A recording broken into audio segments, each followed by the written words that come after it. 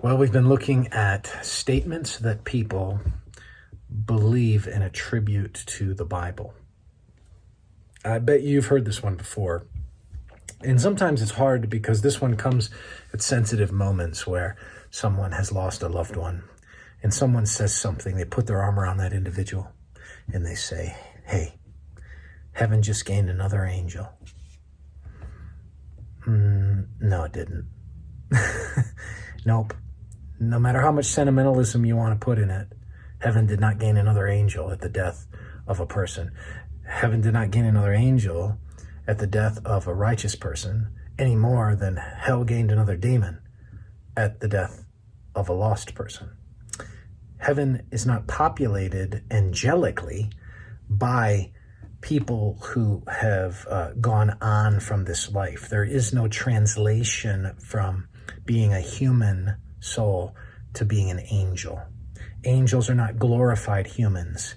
Angels are a different species of creation. All we need to do is just follow the train of thought through a couple of chapters of the letter to the Hebrews.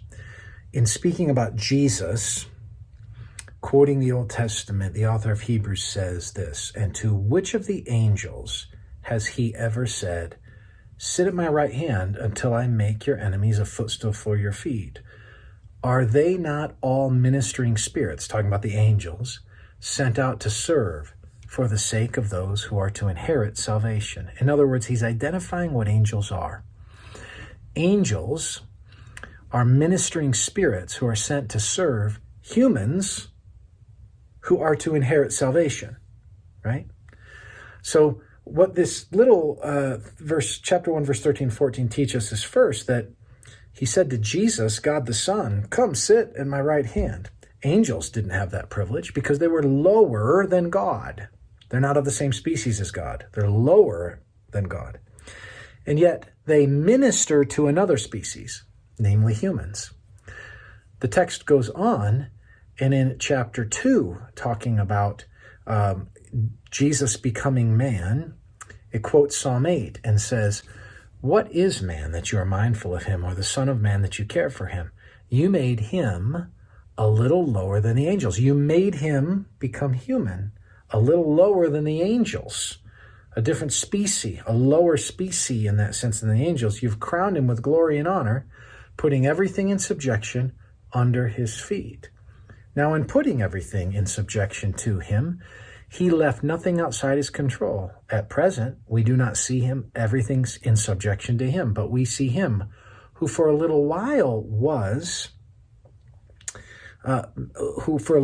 made lower than the angels, namely Jesus, crowned with glory and honor because of the suffering of death, so that by the grace of God he might taste death for everyone. He was for a little while, God the Son, angels, made lower than the angels as a human, right? Made lower, only to be exalted, but for a little while made lower than the angels. And then in verse 16 of chapter 2, we read, "For surely it is not angels that he helps, but he helps the offspring of Abraham," humans. So one of the things you learn is that humans are humans, angels are angels, God is God. Don't mix up species, so to speak. Don't assume that because a human dies that they then become a celestial being like an angel. No, they become a human, right, spirit, and one day they'll have a glorified body and they'll live as a glorified being, but they do not become angels.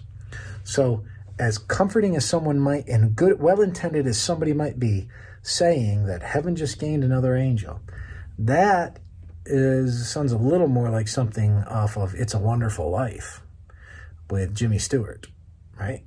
Than it is real good theology. Heaven didn't gain an angel, or heaven did not sort of gain another angel in that. No.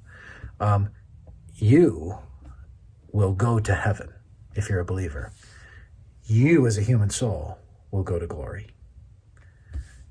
Have a wonderful day.